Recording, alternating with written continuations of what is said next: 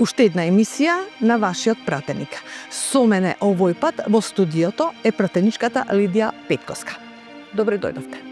Добро ве најдов, ви благодарам за поканата и за можноста граѓаните да ме запознаат од еден поинаков агол. Вие сте дипломиран менаџер за туризам и угостителство во Охрид. Долги години пред да станете бевте активни во приватниот сектор. Сега ве гледаме како народен избраник. Што најмногу влијаеше за да влезете во овие пратенички води во политиката и така натаму? Мојот пат во политиката започнува, односно е резултат на интерес за политичките случувања од најмали нозе, континуирана работа со луѓе, емпатија, љубов кон луѓето, љубов кон родениот град и својата земја. Моите почетоци се во приватниот сектор. 28 години водев семеен бизнис трговија на мало и сум посебно горда на тој период од мојот живот, затоа што таму го научив значењето на честната работа, на трпеливоста и на борбата со секојдневните предизвици. Работејќи секојдневно со луѓето, контактирајќи и слушајќи ги нивните реални потреби, проблеми, кај мене се роди една поинаква желба, односно желбата не само да бидам дел од промената, туку да станам и двигател на таа промена. Понатаму, согласно со моето образование, се вработив во Агенцијата за промоција и поддршка на туризмот, каде што го сватив значењето на потенцијалот кој што го има туризмот во Македонија и ги запознав сите убавини на Македонија, но и потребата да се носат мудри политики во насока за правилен развој на туризмот. Она што можам да го кажам е дека интересот за политиката кај мене е развиен уште од најмали нозе. Уште од ученичките денови бев бунтовник, често пати добивав и критики на маса од типот молчи ти, малечка си за политика. Моите први, сепак можам слободно да кажам дека тоа беше само една искра за влез во политиката, но мојот вистински допир со политиката беше моментот кога, односно се случи во моментот кога станав советник во Советот на општина Охрид. Таму всушност научив дека секојдневната комуникација со луѓето и секојдневните разговори и сослушување на нивните потреби и идеи се она кое што ни ја дава најголемата одговорност да носиме директни одлуки кои што влијаат врз нивното секојдневие. Гледаме од вашата биографија дека сте родени во Охрид. Секој човек носи традиција од својот крај, нели? Што најмногу влијаеше за да се формирате како личност? Од типот дали влијаеше семејството, дали влијаеше средината, дали влијаеше пред малку зборувате од средношколските денови, но сепак тука треба и некоја поддршка, поголема поддршка за да се влезе во оваа професија, во политиката. Секако, родена сум во Охрид, градот со душа, традиција и вековна историја. Овдека би парафразирала една песна која вели и кога два пати човек би се раѓал, јас повторно тука би се родила. Верувам дека карактерот и личноста се градат постепено, чекор по чекор низ животот, и врз мојот карактер влијаел сплет на бројни околности, како што спомнавте, семејството, образованието, професионалниот пат, љубовта кон татковината, но сепак темелот на мојот карактер и вредностите кои што ги носам со себе се во семејството. Така, семејството е најбитно, нели, најголема поддршка, како што кажа претходно. Имате ќерка? Да, имам две дечиња, полнолетни се, сепак ги нарекувам дечиња бидејќи децата се за родителот секогаш се деца. Ги учам на вредностите на кои што мене ме научиле. Воспитувана сум и растена во семејство во кое што честноста била начело, а традицијата и верата се моќен завет кој што им го пренесувам на моите деца. Секогаш ги учам да веруваат во себе, никогаш да не се откажуваат, да веруваат во себе и да се борат и тогаш кога е најтешко и да веруваат во себе дури и тогаш кога другите се сомневаат во нив.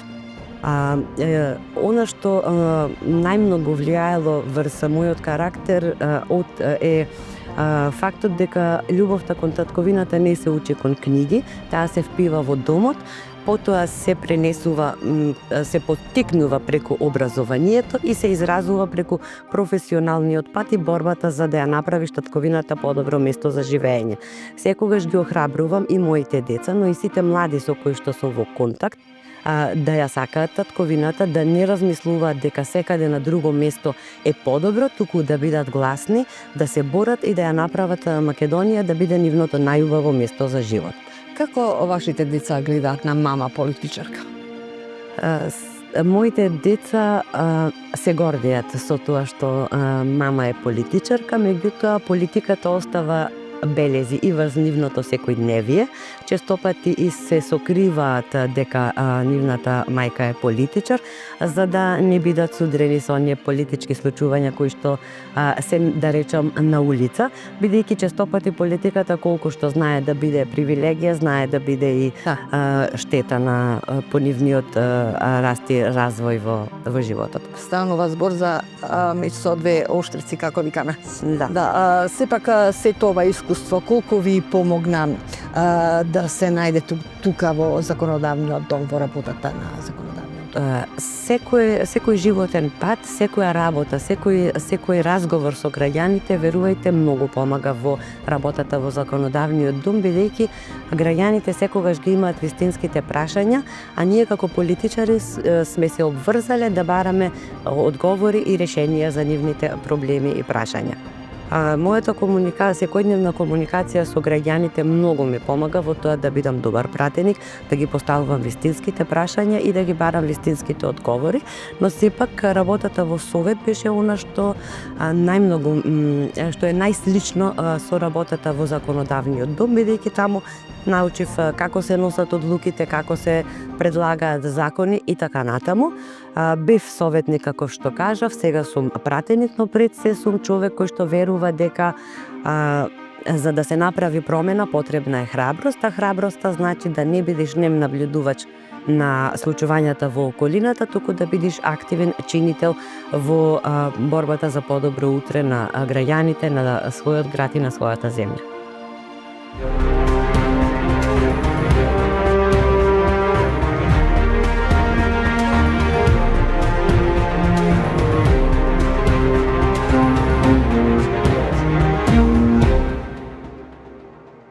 Се наоѓаме во салата Борис Трајковски.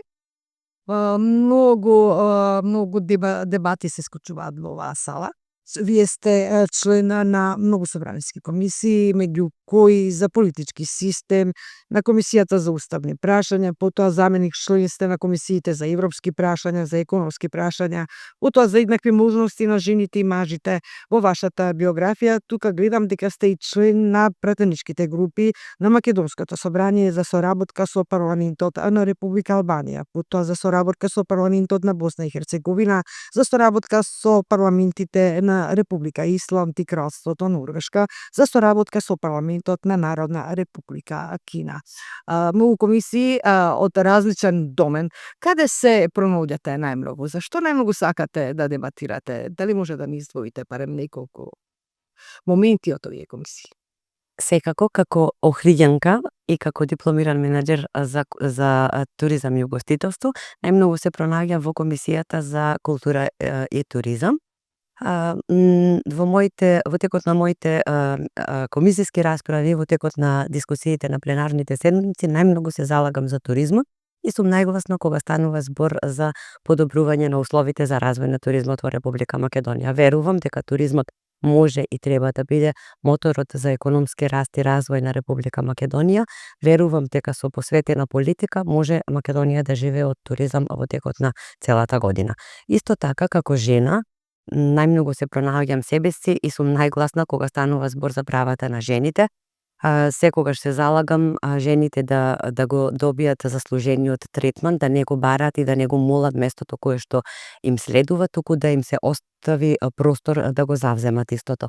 Не се борам за жените само како квота и како бројка, туку се борам жената без разлика дали доаѓа од рурална или урбана средина, да биде вреднувана, почитувана и да се цени нејзиното знаење, енергијата што ја носи и сиот потенцијал кој што може да го внесе во секојдневието и во решавањето на секојдневните општествени проблеми.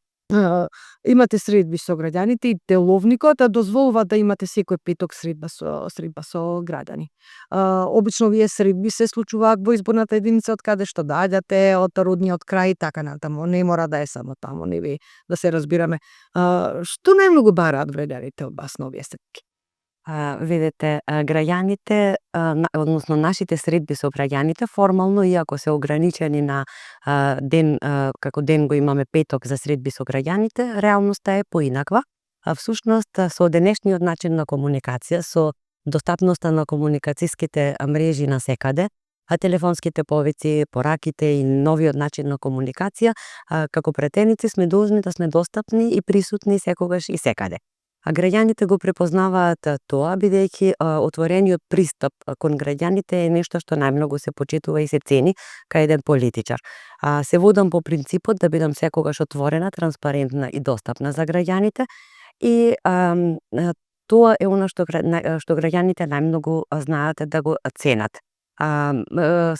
Прашања и проблеми има многу, меѓутоа граѓаните не секогаш настапуваат со барања и со проблеми, тие нудат и идеи и решенија кои што треба да ги сослушаме и сметам дека отвореноста е начин за да се изгради довербата, а кога ќе се изгради довербата, големи се можностите да се создаваат промени. Од прашања за кои што дискутираме во пратеничката канцеларија и во секојдневните средби, како што кажав, на различни локации и во различно време, можам да ги издвојам инфраструктурните потреби, пристапноста, недостигот на капацитети во детските градинки, нешто што ги засега младите семејства, барања за измени на законските решенија кои што се неприменливи во пракса, барања на информации за владините мерки за кои што се информирани, меѓутоа им треба одредена помош и водство низ системот и така натаму. Една година сте пратеник, повторник. Ви остануваат уште 3 години нели според изборниот законник. Зашто не могуте се залагате до крајот на својот мандат? Како што кажав, на желбата за развој на туризмот и желбата за еднаква застапеност на жените и мажите не се политичка цел, туку се и моја лична мисија во ова собрание. На крајот од мојот мандат сакам да го видам Охрид како живее 365 дена во текот на годината, Македонија како препознатлива атрактивна туристичка дестинација во светот и жената почитувана, вреднувана и ценета согласно својот потенцијал. Тоа е мојот пат и мојот завет и мојата борба тука. Ако по завршувањето на мојот мандат граѓаните ме паметат како политичар кој си го одржал своето ветување и својот збор, за политичар кој што не му била целта да биде, не му била главна водилка сликата, туку суштината, тогаш ќе знам дека успешно сум ја завршила задачата. По крајот на мојот мандат, како што кажав, сакам да го видам Охрид како развиен туристички центар, а жената вреднувана во секоја сфера на општественото живење. Пратеничка Петковска. Благодарам. Фала ви за поканата.